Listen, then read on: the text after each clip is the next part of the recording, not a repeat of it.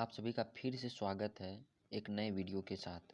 तो स्टूडेंट, आज का जो मेरा टॉपिक है वो है यानी कि बिहार बोर्ड में जो भी क्वेश्चन बार बार पूछे जाते हैं मैथमेटिक्स में, उनको मैं लेकर के आया हूँ और बहुत ही बेहतरीन तरीके से स्टूडेंट मैं आज इन्हें सॉल्व करने वाला हूँ।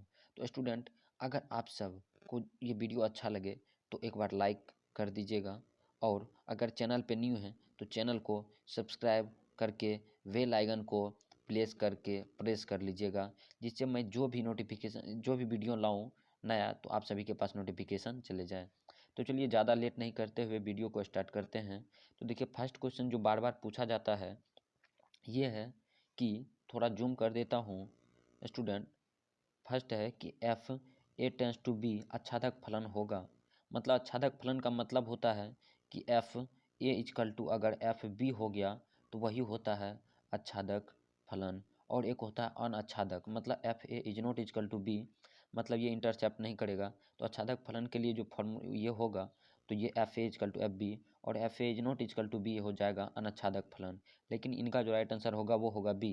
तो देखिए फिर अगला क्वेश्चन स्टूडेंट आप सभी को स्क्रीन पर दिखा होगा कि कॉस इनवर्स -1/2 का मुख्य मान क्या है। मतलब स्टूडेंट, ये कॉस इनवर्स माइनस एक्स क्या होता है तो आप सभी को पता होना चाहिए। कॉस इनवर्स एक्स होता है। कॉस इनवर्स एक्स मतलब 1/2। अब देखिए 1/2 है तो कॉस कितने का मान होता है, तो स्टूडेंट आप सभी को पता होना चाहिए। कॉस इनवर्स लिख करके कॉस कितने का मान 1/2, तो कॉस अगर देखेंगे कॉस π/3 का जो मान होता है वो कितना होता है, तो होता है कॉस इनवर्स कॉस π/3 का मान कितना होता है, तो होता है 1/2 कॉस π/3 यानी कॉस 60 का मान। तो कॉस इनवर्स को आप लिखिएगा 1/cos गुना कॉस π/3। अगर लिखिएगा तो कॉस कॉस कैंसिल, बचेगा क्या π/3, तो यहाँ π/3 है, यही राइट आंसर हो जाएगा स्टूडेंट। फिर देखिए स्टूडेंट, आप सभी को फार्मूला ही पूछ दिया है और ये बार बार पूछा जाता है स्टूडेंट कि tan inverse x plus cot inverse x equal to क्या होता है। तो आप सब स्टूडेंट इनका राइट आंसर देंगे π/2। और एक फार्मूला और होता है स्टूडेंट, आप सब याद रखेंगे, ये भी पूछा गया है कई बार, sine inverse x plus cos inverse x equal to क्या होता है। तो इनका भी राइट आंसर होगा π/2। ये सब फार्मूला है, आप लोग याद रखेंगे। फिर देखिए अगला क्वेश्चन क्या गया कहा जा रहा है, ये भी बार बार पूछा गया है कि इनका मान क्या होगा। तो इनको हम तोड़ने के लिए बता देते हैं, आप लोग तोड़ लीजिएगा। फर्स्ट रो और फर्स्ट कॉलम लीजिएगा, तो इसमें बचा ये चारों, तो ये चारों को अगर गुना करके लिखिएगा तो b c square minus c b square. तो आप लोग अगर कर लेंगे इस तरह से तो इनका राइट आंसर होगा डी। तो आप, मैं यहाँ वीडियो ज़्यादा लंबा हो जाएगा इसी कारण से नहीं बना रहा हूँ, जो सब बनने का है वो बता देता हूँ। अब देखिए ये फिर दे दिया है और यहाँ पे ये फॉर्म दे दिया और इन सभी का मान बोलता है निकालने के लिए। तो देखिए 2a, तो a का जो मान है इसमें 2 से गुना कर दीजिए। तो आप लोग करेंगे क्या, यहाँ देखिए a का मान क्या है, a का मान है 3, तो उसमें 2 से गुना कर दीजिए। यानी a का पूरे मान में 2 से अगर गुना करेंगे तो 3 में अगर 2 से गुना करेंगे 6, फिर यहाँ जो 6 है उसमें 2 से गुना करेंगे 12, फिर 5 में 2 से गुना करेंगे 10, फिर -8 हो जाएगा। फिर प्लस 3b है, तो b का जो मान है उसमें 3 से गुना कीजिए, तो 7×21, यानी कि यहाँ जो है उसमें 3 से, फिर 8 में 3 से, 8×24, 5×15, 6×18। फिर आप अगर इनको जोड़ेंगे इन सभी को, फर्स्ट रो 6 है तो 6 को 21 से जोड़िए, फिर 12 को 24 से, तो 12 21 और 6 को अगर जोड़िएगा तो 27 होगा, 12 को अगर 24 से जोड़िएगा तो 36 होगा, और 10 को अगर 15 से जोड़िएगा तो 25 होगा, फिर 8 को अगर 18 से जोड़िएगा तो 26 होगा। तो देखिए ये राइट आंसर आपका कहाँ है, 27, 36 और 25, 10, मतलब यहाँ 8 है और यहाँ 18 होगा, और यहाँ -8 है और यहाँ 18 है, तो यहाँ -10 हो जाएगा, यानी +10 हो जाएगा। तो इनका राइट आंसर हो जाएगा बी, इनका राइट आंसर है। फिर देखिए स्टूडेंट, अगला देखिए, अगला पृष्ठ में क्या कहा गया है। अगला में यहाँ फार्मूला ये कई बार पूछा गया है कि डी कॉस इनवर्स एक्स, यानी कॉस इनवर्स एक्स का डिफरेंशिएशन क्या होता है, इनका होता है -1/√1 फिर देखिए यहाँ पूछ दिया है अगला, tan inverse x plus cot inverse X का डिफरेंशिएशन क्या होता है। तो इनका फार्मूला डायरेक्ट आप लिख दीजिए π/2, और यानी कि π/2 इनका फार्मूला होता है, और ये π/2 कांस्टेंट है तो इनका डिफरेंशिएशन हो जाएगा 0, यही राइट आंसर है। फिर देखिए स्टूडेंट, अगला क्वेश्चन क्या कहा जा रहा है कि y = cos log x, इसका डिफरेंशिएशन क्या होगा। तो पहले cos का कीजिए, तो क्या हो जाएगा माइनस साइन लॉग एक्स। फिर लॉग एक्स का अगर कीजिएगा तो 1/x को हम एक्स लिख दिए, तो यही राइट आंसर हो गया। फिर अगला क्वेश्चन देखिए स्टूडेंट क्या कहा जा रहा है, Y equal to X cube का इनका 2 बार डिफ्रेंशिएट कीजिए। तो अगर एक्स क्यूब का एक बार डिफ्रेंशिएट कीजिएगा तो 3x² होगा। फिर 3x² मतलब 3 तो कॉमन है, फिर x² का कीजिएगा तो गुना में 2 होगा और x आएगा, मतलब 6x इनका जो राइट आंसर है वही हो जाएगा 6x। फिर देखिए अगला क्वेश्चन क्या कहा जा रहा है कि x⁸ का इंटीग्रेशन क्या होगा। मतलब पावर वाला का इंटीग्रेशन होता है पावर में 1 जोड़ दीजिए, 8 1 9 जो है उसी को फिर से नीचे में लिख दीजिए, तो मतलब ये राइट आंसर। प्लस 1 के कांस्टेंट जो होता है उनको लिख देते हैं। फिर अगला क्वेश्चन देखिए, जीरो का एक्स के सापेक्ष समाकलन होता है। मतलब जीरो का अगर एक्स के सापेक्ष समाकलन करेंगे, मतलब इंटीग्रेशन करेंगे जीरो का dx के सापेक्ष, तो इनका क्या हो जाएगा जीरो, और प्लस में होता है के, तो इनका राइट आंसर हो जाएगा बी। मतलब के जो होता है कांस्टेंट उनको लिखते हैं, तो ये हो जाएगा के। फिर ये देखिए अगला क्वेश्चन क्या कहा जा रहा है, अगला कहा जा रहा है कि डी 1/x का 1 - sin x का इंटीग्रेशन क्या होगा, तो इनका राइट आंसर होगा 10x प्लस, ये हो जाएगा इनका राइट आंसर। फिर देखिए अगला क्वेश्चन क्या कहा जा रहा है कि x² का डिफ्रेंशिएट कीजिए और मिनिमम वैल्यू b दिया है और मैक्सिमम a दिया है। तो पहले इनका इंटीग्रेशन करेंगे तो क्या होगा, इनका इंटीग्रेशन होता है पावर में 1 जोड़ दीजिए, मतलब 2 में 1 जोड़ करके 3 हुआ, 3 को ही फिर नीचे में लिख दीजिए, यही हो गया। फिर अब जो मैक्सिमम और मिनिमम वैल्यू उसको बैठा दीजिए एक्स के जगह पे, एक्स की जगह पे पहले ए दीजिए, a³/3 माइनस b³/3। तो हम इसको ऐसे भी लिख सकते हैं a³ - b³/3, यानी बी इनका राइट आंसर हो जाएगा।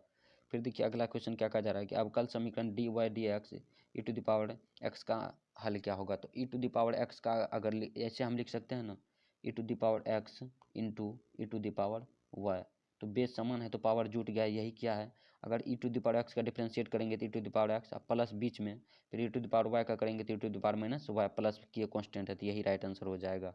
फिर देखिए ये अगला क्वेश्चन क्या कहा जा रहा है 15 नंबर का, रैखिक समीकरण इतना बराबर क्यू का समाकलन गुणांक है। तो यहाँ देखिए dy ऊपर में भी है और py नीचे में है। अगर y रहेगा तो हम इनको ऐसे लिखेंगे इंटीग्रेशन ऑफ e⁻p dx।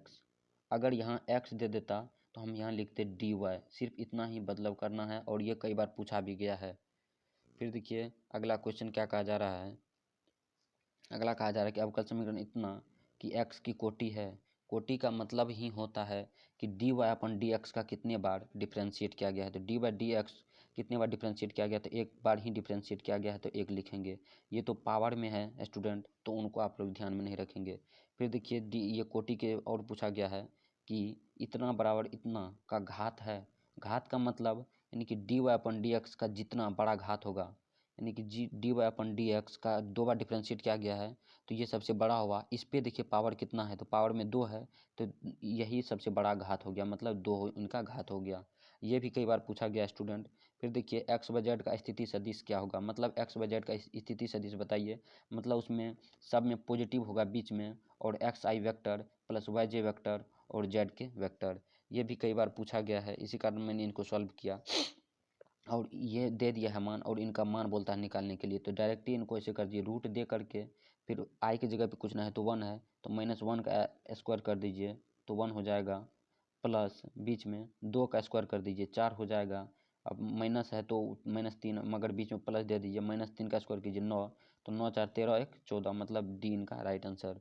फिर देखिए ये अगला क्वेश्चन कहा जा रहा है कि यदि ए और बी की स्थिति सदिश 1 2 3 और -3 4 0 हो तो ए बी क्या होगा।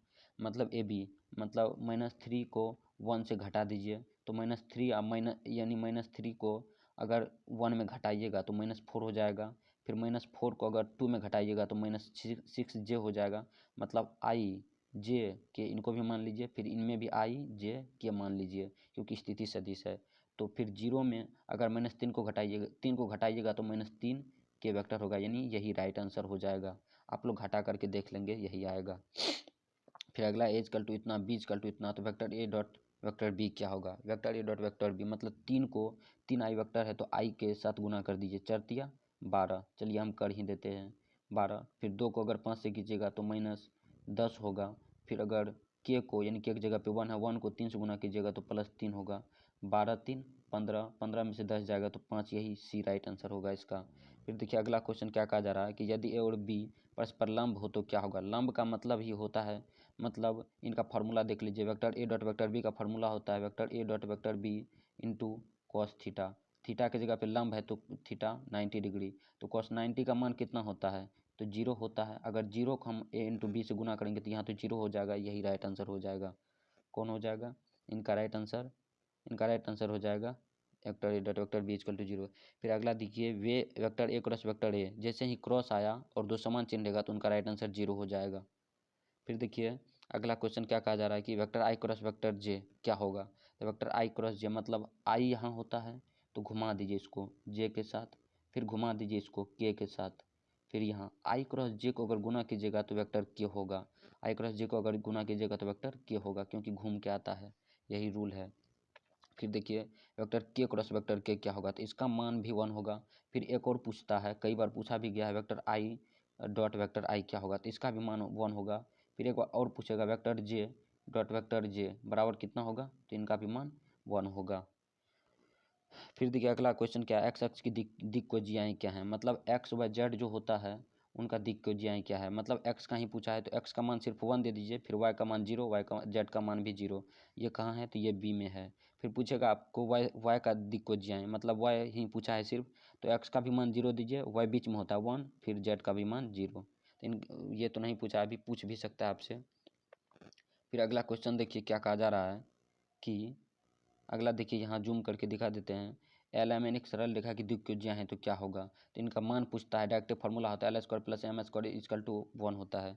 बिंदु इतना इतना के बीच की दूरी क्या है, मतलब 1 को अगर 4 के साथ घटाइएगा, फिर -1 को 3 के साथ घटा दीजिए, फिर -5 को 7 के साथ अगर घटा करके फिर इनको अगर लिखिएगा तो इनका राइट आंसर हो जाएगा आपको, इन सभी को अगर घटाइएगा, घटा करके अगर लिख दीजिएगा तो इनका राइट आंसर हो जाएगा 12।